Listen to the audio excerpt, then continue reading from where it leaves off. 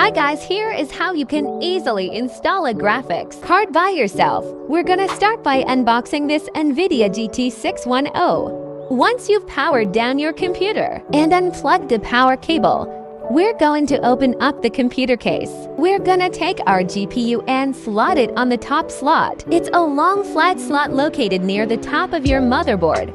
Gently push the GPU down into the slot until it clicks into place. Then close your computer case and plug it back in. To make sure that the installation was successful, you can open Task Manager and check the Performance tab. If your GPU is listed under GPU, then the installation was successful. You can also press the Windows key plus R and type DXDIG to run the Direct Diagnostic tool. Click on the Display tab and you should see your GPU listed here.